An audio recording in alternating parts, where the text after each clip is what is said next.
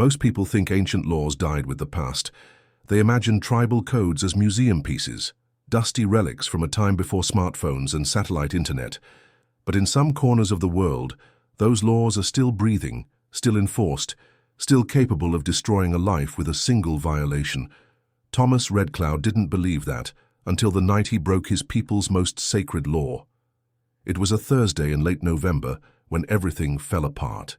The Lakota community where Thomas had grown up sat on the edge of the Great Plains, a collection of modest homes and community buildings that straddled two worlds, ancient tradition and modern American life. The wind that night carried the first real bite of winter, the kind that makes your bones ache and your breath freeze in clouds before your face. Thomas was 26, built like the warriors his ancestors had been. Broad shoulders, strong hands, a face that could have been carved from the same stone as the Black Hills. He worked construction during the week, helped with tribal ceremonies on weekends, and generally kept his head down. People called him a good kid. Respectful, connected to his roots. They had no idea what he was planning. The community center stood at the heart of the reservation, a building that served as courthouse, gathering hall, and sacred space all at once. Inside, the tribal council met every Thursday evening to handle community business, land disputes, funding decisions, ceremonial calendar planning.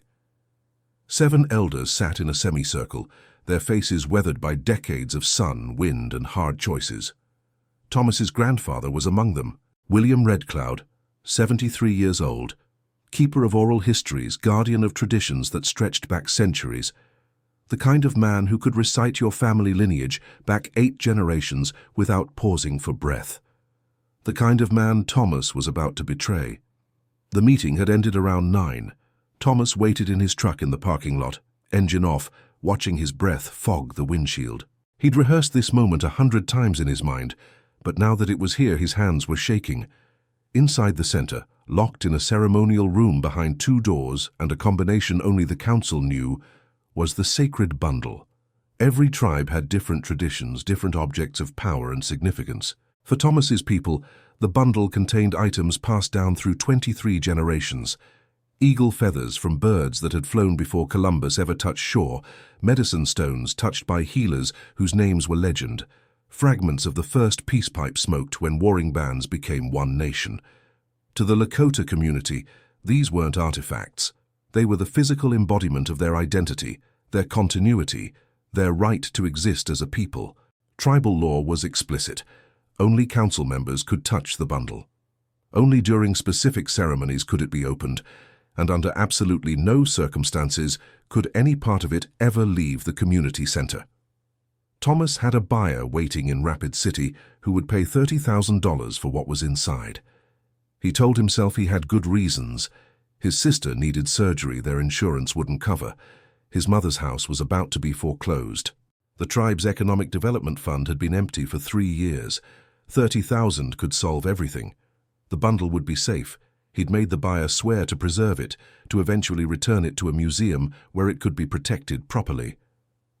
But even as Thomas jimmied the back door lock, even as he navigated the dark hallway to the ceremonial room, even as he worked the combination he'd memorized from watching his grandfather's fingers for 3 months, he knew the truth. This wasn't about necessity. This was about him not being patient enough to find another way. The bundle sat on a cedar altar, wrapped in buckskin so old it was nearly transparent in places. Thomas's hands were steady now, his mind clear with the certainty of someone who'd crossed a line they could never uncross. He lifted the bundle carefully, reverently even, and slipped it into a backpack lined with foam padding. He was halfway across the parking lot when the lights came on. 5 tribal police vehicles surrounded him, light bars painting the November night in swirling blue and red. Behind them, headlights from 24 personal vehicles. It seemed like the entire community had shown up. Families Thomas had known his whole life, elders who'd taught him tribal history, cousins who'd played basketball with him behind the school. His grandfather stood at the front of the crowd, face unreadable in the harsh glare of the police lights. Thomas's knees went weak. They'd known. Somehow they'd known exactly what he was planning. Later, he'd learned that his cousin had overheard him on the phone with the buyer, that the council had been watching him for weeks, hoping he'd come to his senses. that his own grandfather had sat in emergency session, advocating for mercy, even as the others pushed for immediate arrest. But in that moment, all Thomas understood was the weight of what he'd done, pressing down on him like the night sky itself. The arrest was quiet. No shouting, no violence. Tribal police officer Marcus Littlebear, Thomas's former basketball coach, walked forward slowly, holding zip-tie restraints. "You know what this means," Marcus said softly. Not a question, a fact. Thomas knew. Breaking and entering, they could forgive.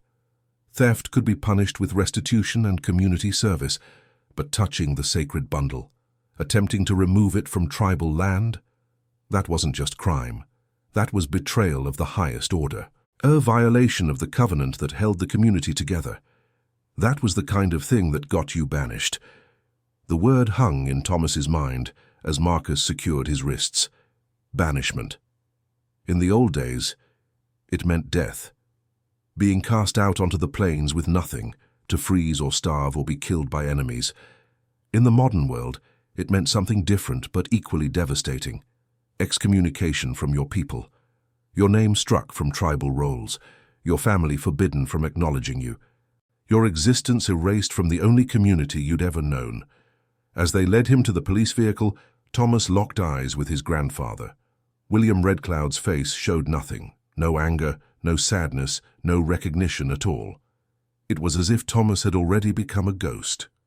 The community center door closed behind them, and Thomas realized he might never be allowed inside again. Check if you are already subscribed to this channel, because the stories you're about to hear will show you that justice, tradition, and redemption are more complex than you ever imagine. They kept Thomas in a holding cell overnight. Not the county jail. That would involve outside law enforcement reports paperwork that could complicate tribal sovereignty. Instead, he spent the night in a converted office at the back of the tribal police station, sleeping on a cot that smelled like disinfectant and old coffee. He didn't sleep. Through the single window, he could see the community center across the parking lot. Lights burned there until nearly dawn as the council convened in emergency session. Thomas knew the process. He'd watched his grandfather participate in dozens of judgments over the years, though never anything this serious. First would come the formal accusation, read aloud by the council secretary. Then witnesses would testify, in this case, probably his cousin, the police officers, maybe even the buyer in Rapid City if they'd tracked him down. Then Thomas would be given a chance to speak in his own defense, though what could he possibly say that would matter? Finally, the council would deliberate and pronounce sentence. For lesser crimes, sentences were practical. Fines, restitution work, mandated counseling. But for serious violations, assault, embezzlement, betrayal of sacred trust, the old laws still applied. Banishment was the harshest penalty short of turning someone over to federal authorities, and it was reserved for those who'd broken the fundamental bonds of community. Thomas had broken the most fundamental bond of all. Marcus brought him breakfast around 7, scrambled eggs, toast and coffee, so weak it was barely brown.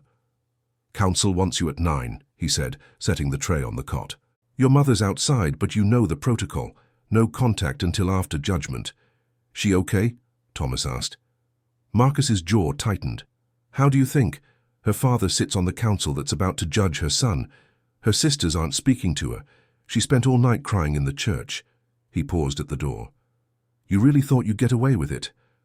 "I thought I'd be gone before anyone knew." "That's not what I asked." Thomas stared at the eggs, suddenly not hungry. "I thought I could live with it, after." "Could you?" The question hung there until Marcus left. At 8:30 they let Thomas shower and change into clean clothes his mother had brought, dark jeans, a button-down shirt, his good boots. Tribal court didn't require formal dress, but everyone knew appearance mattered. Show respect for the process, even if you'd show none for the law. The courtroom was the same space where the council held regular meetings, but the atmosphere had transformed overnight. Folding chairs filled every available space, packed with community members who'd come to witness justice.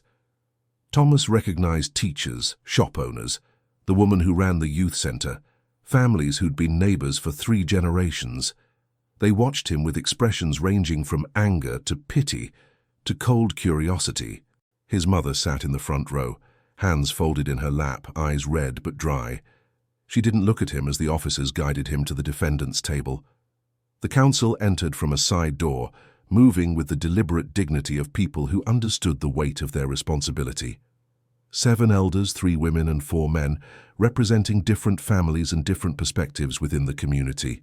Thomas's grandfather was last, walking with the carved cedar staff that marked him as senior member.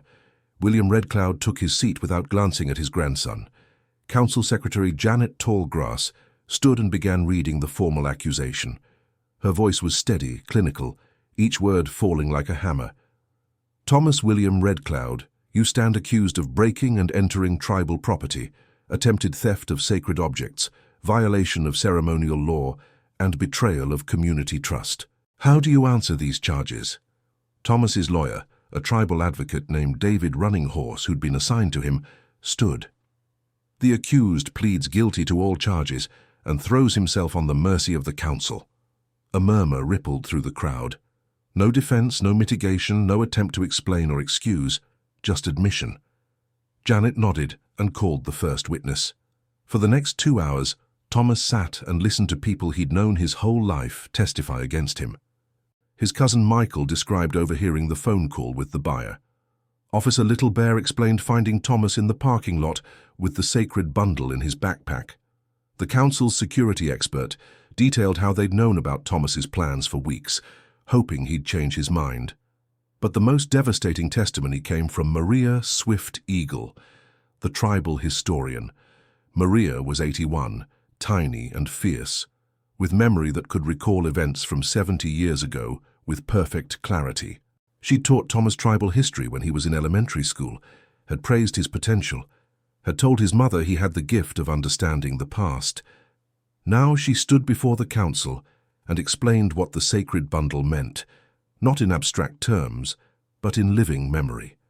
She described the day in 1923 when federal agents raided the community and tried to seize all ceremonial objects, how her grandfather had hidden the bundle in a cave for 23 years, how families had starved during those years because they couldn't perform the ceremonies that blessed hunts and harvests. That bundle is not property, Maria said, her voice carrying easily through the silent room. It is our continuity. It is proof that we survived when they tried to erase us. Every item in it represents a generation that refused to disappear. She turned to look directly at Thomas, and this young man who carries the name of a warrior and the blood of our finest leaders tried to sell that survival to a stranger for the price of a used car. Thomas felt tears on his face, but didn't wipe them away. When Maria finished, the room was absolutely silent. The council gave Thomas a chance to speak. He stood slowly, feeling every eye on him, and tried to find words adequate to the moment. "I can't defend what I did," he began. "My lawyer advised me to talk about my sister's medical bills, my mother's mortgage, all the reasons I thought justified what I was planning. But the truth is simpler and worse than that. I was impatient. I was arrogant. I thought I knew better than 23 generations of my ancestors who protected that bundle with their lives." He looked at his grandfather for the first time. William Redcloud's face remained impassive. "I betrayed you, all of you. I betrayed the people who raised me, who taught me, who trusted me to carry our traditions forward. I don't know how to make that right, and I don't expect forgiveness. I just want you to know that I understand what I've done. I understand that some breaks can't be repaired." He sat down. The statement had taken less than 2 minutes. The council withdrew to deliberate. According to protocol, they could take as long as they needed, hours, days if necessary. But they returned in 37 minutes. William Redcloud stood to deliver the judgment. His voice was steady, but Thomas thought he heard something underneath it. Grief, maybe, or just exhaustion. "Thomas William Redcloud, this council finds you guilty of all charges. You have violated sacred law, betrayed community trust, and demonstrated that you cannot be relied upon to uphold the values we hold most dear." He paused, and in that pause, Thomas heard the shape of his future. "Therefore, it is the judgment of this council that you are hereby banished from this community for a period of no less than 2 years. Your name will be removed from tribal rolls. You are forbidden from entering tribal land or participating in any tribal activities. Your family is instructed not to contact you or provide you with support during your banishment. The words felt like a physical blow. However, William Redcloud's voice shifted slightly. We are not the people we were 100 years ago. We do not cast you out to die. Instead, we offer you a path back, should you choose to walk it. If, after 2 years, you can demonstrate true understanding of what you have done, not just regret, but deep transformation, you may petition this council for restoration. But know this, such petitions are rarely granted. The journey you must make is long, difficult, and lonely. Most who walk it never return. He struck his staff once against the floor, the sharp crack echoing like a gunshot. Banishment begins immediately. You have until sunset tomorrow to leave tribal land. This judgment is final. They gave Thomas 24 hours to settle his affairs, enough time to pack his belongings, close his bank account, say goodbye to a life he'd taken for granted. Not enough time to truly understand what he was losing. His mother waited outside the courtroom, but tribal police stood between them. The law was clear. From the moment of judgment, he was cut off. No contact, no support, no acknowledgement. She reached toward him once, a helpless gesture, before turning and walking to her car with shoulders that shook from silent crying. Thomas spent that afternoon in his apartment, a small place above the hardware store on the reservation's main road. He'd lived there for 3 years, and somehow he'd never noticed how much of his identity was tied to this community. The calendar on his wall showed tribal events for the next 6 months, powwows, ceremonies, basketball tournaments. The photos on his dresser were all family and friends from the reservation. Even his clothes seemed different now. The t-shirt from last year's tribal fair, the jacket his grandfather had given him when he graduated high school, the boots he'd bought from a community member who made them by hand. Everything he owned was a thread in the fabric of his community, and he'd just cut himself free. He packed methodically, clothes, toiletries, important documents, his laptop. He left behind the ceremonial items his grandfather had given him over the years. They didn't belong to him anymore. Left behind photos of family members he was forbidden to contact. Left behind the life he'd built. By sunset, his truck was loaded with 3 suitcases, a sleeping bag, and $500 withdrawn from an ATM. He'd quit his construction job with a text message. His lease was month to month. He'd left next month's rent on the kitchen counter with a note explaining he wouldn't be back. The hardest part was the drive out. Tribal land stretched for miles, and the only exit road ran straight through the heart of the community. Thomas drove slowly, windows down despite the November cold, trying to memorize details he'd never consciously noticed before. The curve of the road near the community garden where his grandmother had taught him to grow squash. The basketball court where he'd spent 1,000 summer evenings. The small church where his family had attended services every Sunday for 4 generations. People came out to watch him leave. They didn't wave or call out. That would violate the terms of banishment, but they witnessed. That was important somehow, not letting him disappear unseen. At the edge of tribal land, marked by a simple wooden sign that said Lakota Community in English and Lakota, Thomas stopped the truck. He looked in the rearview mirror at the only home he'd ever known, visible now just as dark shapes against the darkening sky.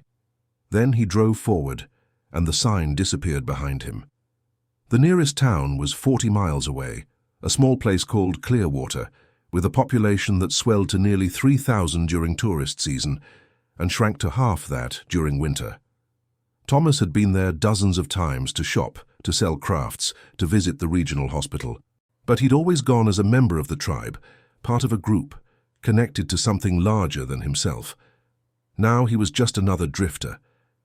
He found a motel on the edge of town, a collection of brown buildings arranged in a U-shape around a parking lot where weeds pushed through cracked asphalt. The office smelled like cigarettes and fried food. The clerk, a middle-aged white woman with reading glasses on a chain, barely looked up from her magazine. $48 a night, pay up front, checkouts at 11. Thomas paid for 3 nights and took the key to room 107. The room was exactly what he expected. Thin carpet, queen bed with a floral spread that had seen better decades, TV bolted to the dresser, bathroom with tiles the color of old teeth. It smelled like mildew and the industrial cleaner housekeeping used to cover up worse smells. He dropped his suitcases on the bed and sat in the single chair by the window. This was it. This was exile. Thomas had imagined this moment during the long night in the holding cell, but the reality was both worse and stranger than he'd expected. Worse because the loneliness was immediate and crushing, not the temporary loneliness of being away from home, but the permanent kind that came from being cut off from everyone who knew your story. Stranger because the world looked exactly the same as it always had, even though his place in it had completely changed. He turned on the TV for noise, flipped through channels without seeing them, turned it off again. His phone had no messages, not a surprise. Everyone he knew would have been told about his banishment by now. Even if they wanted to reach out, tribal law forbade it. But the absence of notifications, the blank screen where there used to be texts and calls and reminders of community events, felt like staring into a void. Around midnight, Thomas walked to the gas station across the street and bought a sandwich that tasted like plastic, an energy drink that was too sweet, and a local newspaper he didn't actually want to read. The clerk was a kid, maybe 19, who didn't look twice at Thomas. No recognition, no judgment, no connection, just a transaction. Back in the motel room, Thomas tried to sleep but couldn't. He stared at the ceiling, watching headlights from passing cars sweep across the stained tiles, and tried to imagine what came next. 2 years. That's what the council had given him. 2 years to transform himself, to understand what he'd done, to become worthy of returning. But how? What did transformation even look like? Did he need to suffer, learn something specific, prove himself somehow? The council had given him a sentence but no instruction manual. Around 3 in the morning, Thomas gave up on sleep and sat at the small table by the window with his laptop. He opened a blank document and started typing. Day 1 of exile. I don't know what I'm supposed to be doing or learning. I don't know if I'm supposed to punish myself or redeem myself or just wait out the time. I don't know if I'll ever be allowed back or if I even deserve to be. He stopped typing and stared at the words.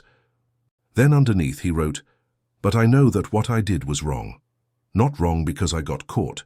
Wrong because I betrayed the people who loved me and the traditions that made me who I am. If I'm going to find my way back, it has to start with that understanding. He saved the document as journal and closed the laptop. Outside, the November wind howled, carrying the first snow of the season. Thomas watched the flakes swirl in the parking lot lights and tried not to think about the warmth of his mother's house, the sound of his grandfather's voice, the 1,000 small comforts of home. If you've ever felt the weight of a mistake you couldn't take back, comment below. Some paths forward begin with understanding what we lost. The first week was the hardest. Thomas had money for maybe 2 months if he was careful, which meant finding work became the immediate priority. But work required references, and all his references were back on the reservation. People forbidden from acknowledging him. It required a permanent address, and his motel room wasn't permanent by any definition.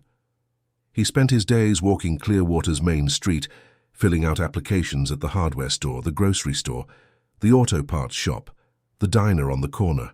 Most managers took one look at his application. No local address, no local references, employment history that ended abruptly 3 days ago, and politely explained they weren't hiring. The ones who did call his previous employer got an earful about why he'd left. Though Thomas never knew exactly what was said, he just knew that after they hung up, their expressions changed from cautiously interested to definitely not. By the end of week 1, Thomas's money situation had shifted from concerning to critical.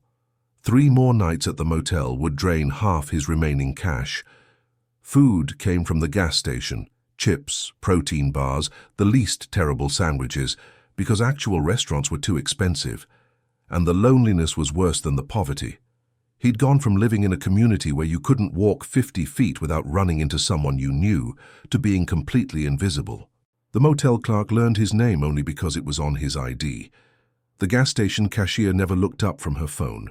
The other motel residents kept their doors closed and their conversations brief. Thomas had always thought of himself as independent, capable, self-sufficient. Now he realized how much of that self-image had depended on being part of something larger. When you knew you belonged somewhere, It was easy to feel strong. When you'd been cut loose, every moment felt like drowning in slow motion. On day 8, things changed. Thomas was walking back from another fruitless job search when he noticed a handwritten sign taped to the window of a small construction company. Laborers needed. No experience necessary. Inquire within. The office was barely more than a trailer with a desk and filing cabinets.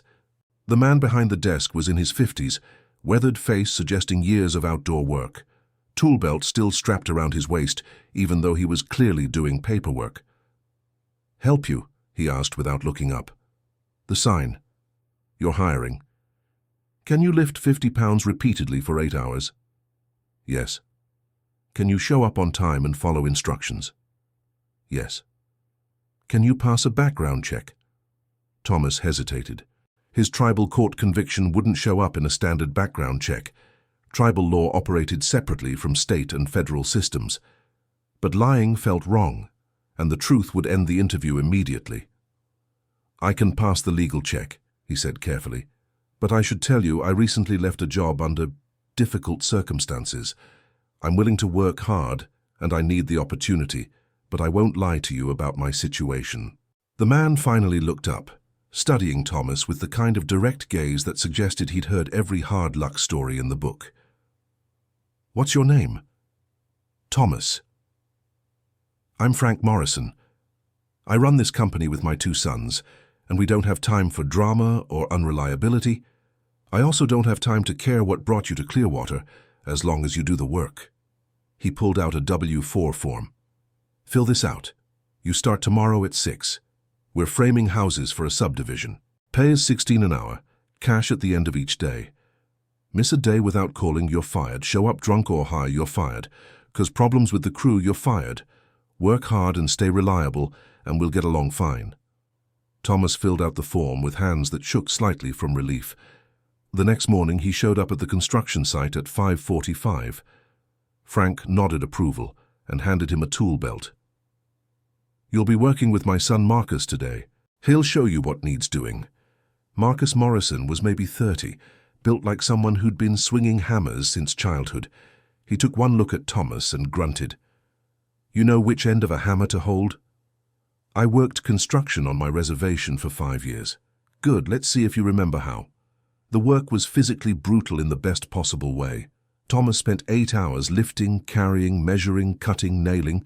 His hands developed blisters that popped and bled before forming calluses. His back ached in ways he'd forgotten were possible, but the physical exhaustion was a blessing. It left no room for the mental spiral of guilt and loneliness that had dominated his nights. More than that, the work gave structure to his days. Up at 5, on site at 6, work until 3, collapse back at the motel, sleep hard, repeat.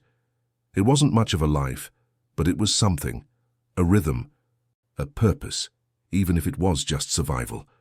The crew was small. Frank, Marcus's brother Josh, and 2 other laborers who'd been working for Frank for years. They didn't ask Thomas about his past, didn't invite him for beers after work, but they taught him their systems and didn't treat him any differently than they treated each other.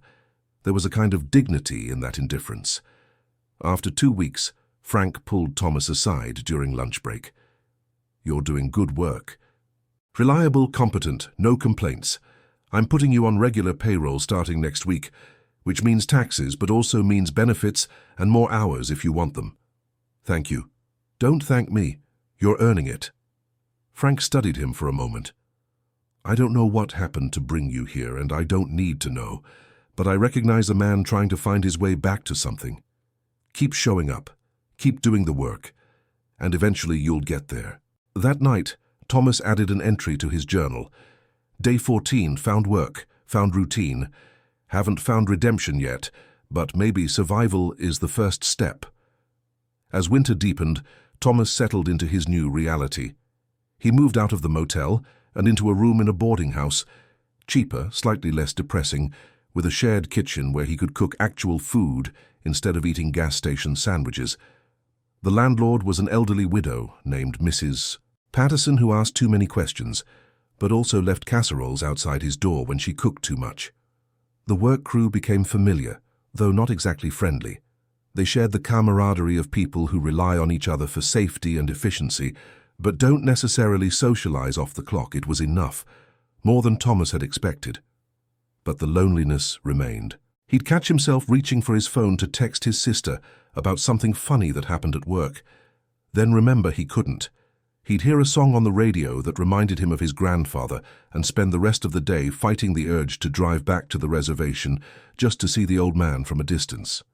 He'd wake from dreams where he was back home, surrounded by family, only to remember he was alone in a boarding house in a town where nobody knew his story. The banishment had a physical boundary, the edge of tribal land, but the real exile was internal. He could be surrounded by people and still feel completely isolated. 3 months into his exile, Thomas started visiting the public library. It wasn't a conscious decision. He just needed somewhere to go besides work and his room. The library was warm, quiet, and full of people who mostly ignored each other. Perfect. He started reading books about Native American history, not his own tribe since that hurt too much, but others. The Navajo Long Walk, the Cherokee Trail of Tears, the Nez Perce flight toward Canada, stories of survival, resistance, adaptation, stories of people who'd lost everything and somehow found ways to continue. One afternoon, the librarian approached him. She was young, maybe early 30s, with kind eyes and the careful politeness of someone trained not to judge. "You've been reading a lot of tribal history," she observed. Thomas closed the book. "Yeah." "Are you native yourself?" The question hit harder than it should have. Was he? He'd been banished, struck from the rolls, cut off from his community. Did that erase his identity? "I was," he said finally. "I'm trying to figure out if I still am." She nodded as if that made perfect sense. "I have some other books you might like. Memoirs, mostly. People writing about losing and finding their cultural identity." She returned a few minutes later with a stack. "These might help." That night, Thomas started reading a memoir by a man who'd been adopted out of his tribe as a child and spent 40 years trying to find his way back. The prose was simple but devastating. Identity isn't just who you are, it's who you are in relation to others. When those relationships are severed, you become a ghost, visible but not quite real. Thomas understood that feeling completely. He kept reading, kept working, kept surviving, and slowly, almost imperceptibly, something began to shift. The loneliness didn't disappear, but it became something he could carry rather than something that crushed him. The guilt didn't fade, but it began to clarify into something more useful, not just shame, but determination to deserve a second chance. 6 months into exile, Thomas started volunteering at a community center in Clearwater that served Native youth from several different tribes. They needed someone to help with their after-school program, basic supervision, help with homework, setting up for activities. It wasn't exactly forbidden. The banishment prohibited contact with his own tribe, not all Native communities, but it felt risky, like testing the boundaries of his punishment. But it also felt necessary, like maybe the path back home didn't start with suffering alone, but with finding new ways to serve and connect. The kids were tough, funny, complicated. Some were struggling in school, some were dealing with family trauma, some were just bored teenagers killing time. Thomas helped where he could, tutoring math, teaching basketball fundamentals, mostly just listening when they needed to talk. One kid, 14-year-old Danny from the Cheyenne River community, reminded Thomas painfully of himself at that age. Smart, angry, caught between two worlds. One afternoon, Danny asked him, "Why do you volunteer here? You get paid for this." "No." "Then why?" Thomas thought about it. "Because I made some serious mistakes, and I'm trying to figure out how to be better. Helping you guys helps me remember what matters." Danny considered that. "What kind of mistakes?" "The kind that cost me my family." "Damn." Danny was quiet for a moment. "You think you can get them back?" "I don't know, but I have to try." That conversation stayed with Thomas for days. The simple honesty of it. The recognition that redemption wasn't a destination but a direction, that maybe the work of transformation wasn't about punishing himself or proving something, but about becoming the kind of person who would never make that mistake again. 7 months into exile, Thomas received a letter, not from his family, that was still forbidden, but from a lawyer representing the tribal council. The letter was formal, typed on official letterhead, but the message was straightforward. The council acknowledges your compliance with the terms of banishment. Continue on your current path. Further communication will be provided at the 18-month mark regarding the process for petitioning restoration. It wasn't forgiveness. It wasn't even encouragement, but it was acknowledgement, proof that he hadn't been forgotten, that the path back still existed. Thomas pinned the letter above his desk and kept working. The restoration hearing was scheduled for 2 in the afternoon, in the same courtroom where Thomas had been judged 18 months earlier. He arrived at noon, parked in the same lot where he'd been arrested, and sat in his truck trying to steady his breathing. The community center looked exactly the same. So did the tribal police station, the basketball courts, the small church where his family had always worshipped. It was like stepping into a photograph of his own past, everything familiar and utterly distant at the same time. People were already arriving for the hearing. Thomas watched them from his truck, neighbors, elders, people he'd grown up with. Some he recognized immediately. Others had aged in ways that 18 months shouldn't account for, as if his absence had bent time. None of them looked at his truck. Either they didn't recognize it, or they were pretending not to. At 1:30, Thomas walked to the building. His legs felt unstable, like he'd forgotten how to navigate this space. The parking lot asphalt seemed different under his feet. The door handle felt strange in his hand. Inside, the courtroom was already packed. Every seat was filled, and people stood along the walls. Thomas recognized his mother immediately. Front row, same seat as before, hands folded in her lap. She looked older, thinner. Her hair had more gray than he remembered. She didn't look at him as he walked to the defendant's table. His grandfather sat in his counsel seat, wooden staff resting against his chair, face as impassive as it had been the night of the arrest. Next to him, the same 6 other council members. In the crowd, Thomas spotted his sister, her husband, cousins, childhood friends, the woman who'd taught him in elementary school, the man who'd given him his first construction job. All the pieces of his former life, assembled to pass judgment again. Council Secretary Janet Tallgrass called the hearing to order. Her voice was exactly as Thomas remembered, steady, formal, careful. We are gathered to consider the petition of Thomas William Redcloud for restoration to tribal membership. According to our laws, such petitions require demonstration of genuine transformation and community support. Mr. Redcloud, you may begin with your statement. Thomas stood. He'd prepared a speech, rehearsed it 100 times, but now the words felt inadequate. He looked at his mother, still not looking back, and decided to speak from the heart instead of the script. 18 months ago, I stood in this room and admitted I'd betrayed you. I'd stolen from the community that raised me because I was impatient and thought I knew better. I told you I understood what I'd done, but I was wrong about that too. I didn't understand. Not really. He paused, looking around the room at all the familiar faces. Exile taught me what I should have already known, that community isn't just convenient, it's essential, that our traditions aren't obstacles to progress, they're the foundation of who we are. That belonging isn't a right, it's a responsibility. Thomas's voice was steady now, stronger. I spent 18 months alone in a place where nobody knew my story. I worked construction. I volunteered with Native youth. I tried to rebuild myself into someone worthy of a second chance. I don't know if I succeeded, but I know that the person standing here today would never make the choices that brought me shame. I know that I finally understand what I'm asking for, and why it's more precious than anything I could have bought with stolen, sacred objects. He sat down. Janet Tallgrass consulted her notes. We will now hear from community members who wish to speak regarding this petition.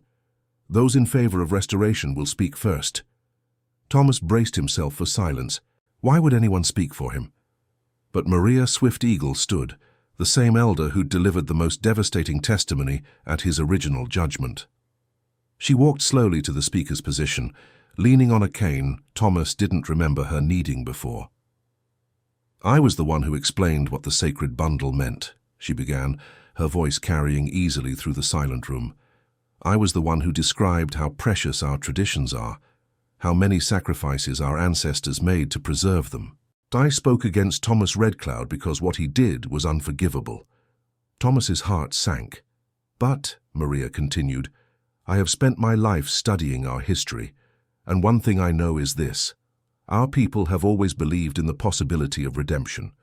We have ceremonies for people who lose their way and find it again.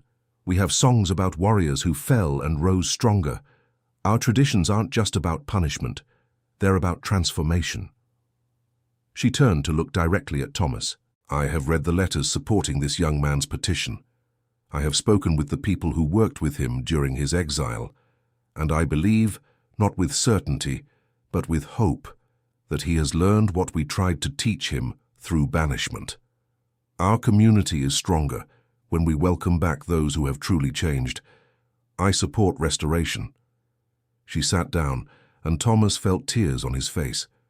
Others spoke. Frank Morrison had driven 2 hours to testify about Thomas's work ethic and character. The community center director talked about his volunteer work and mentorship. Danny, barely 15, stood nervously and said, Coach Thomas helped me when I was messing up my life. He told me about his mistakes, so I wouldn't make the same ones. That takes courage. But there were also voices against restoration.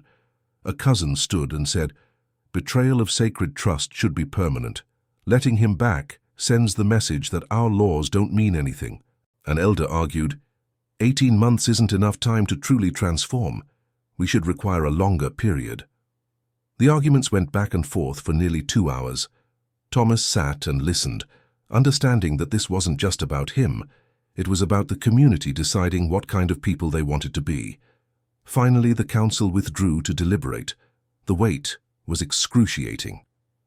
Thomas sat at the defendant's table while the crowd murmured around him. His mother still hadn't looked at him. His grandfather's face remained unreadable. 47 minutes later, the council returned. William Redcloud stood to deliver the decision. He looked older than Thomas remembered, shoulders slightly stooped, hands that trembled almost imperceptibly as he gripped his staff. Thomas William Redcloud, he began, and Thomas heard his voice crack slightly on the name. This council has considered your petition for restoration. We have heard testimony from those who support your return and those who oppose it. We have reviewed the evidence of your transformation during exile, and we have deliberated on what is best for our community. A pause that felt infinite. Banishment is meant to teach, not just punish. It is meant to give the offender time to understand what they have lost and why it matters. Based on the testimony we have heard and the evidence before us, this council believes you have undertaken that difficult work. Thomas's heart hammered in his chest. Therefore, it is the decision of this council to grant conditional restoration to tribal membership. Conditional because trust must be rebuilt gradually. For the next 6 months, you will be on probationary status. You may return to tribal land and participate in community life. But you may not hold tribal office or participate in certain sacred ceremonies until the probationary period is complete. After 6 months, the council will review your conduct and determine if full restoration is warranted. William Redcloud's voice softened slightly. Welcome home, grandson. The room erupted. Some people cheered, some protested, most just talked loudly about what they'd witnessed. But Thomas heard none of it because his mother was standing, turning to look at him for the first time, and her face was wet with tears. She crossed the distance between them in 4 steps and wrapped her arms around him so tightly he could barely breathe. My son, she whispered, my son is home. Thomas held her and cried like he hadn't cried since childhood, great, shaking sobs that released 18 months of loneliness, shame, and desperate hope. Over her shoulder he saw his grandfather watching them. The old man nodded once, a small gesture that contained everything: acknowledgement, forgiveness, the beginning of healing. The restoration wasn't instant or magical. Thomas moved back to the reservation, but into his own small house on the edge of the community. People didn't immediately trust him. Some wouldn't speak to him for months. He worked his construction job and attended community events, but always felt slightly apart, slightly other. But slowly, gradually, the distance closed. He helped rebuild the community garden after a storm damaged it. He volunteered with the youth basketball team. He attended ceremonies when permitted and sat in the back, grateful just to be present. He visited his grandfather once a week, and they talked about small things at first: weather, construction projects, basketball scores, before eventually working their way to harder topics. 6 months later, the council granted full restoration. Thomas's name was returned to tribal roles. He was permitted to participate in all ceremonies. He was officially and completely home. But the most important moment came on a Tuesday evening in spring, almost 2 years after the night he'd been arrested. The tribal council was holding a special ceremony to rededicate the sacred bundle after its restoration and conservation work. Thomas wasn't required to attend, but he went anyway, sitting in the back of the community center with other regular members. When the ceremony concluded, his grandfather approached him. "Walk with me," William Red Cloud said. They walked in silence to the small hill behind the community center, where you could see the plains stretching to the horizon. The sunset painted the sky in colors that made Thomas's chest ache with beauty and belonging. "You know why we gave you exile instead of permanent banishment?" his grandfather asked. "To teach me." "Yes, but also because we believed you could change. Not everyone can, you understand. Some people break and never heal properly, but we saw something in you, potential for growth. We were right to see it." Thomas didn't know what to say. "What you did was terrible," William continued. "It hurt this community, hurt your family, hurt me personally.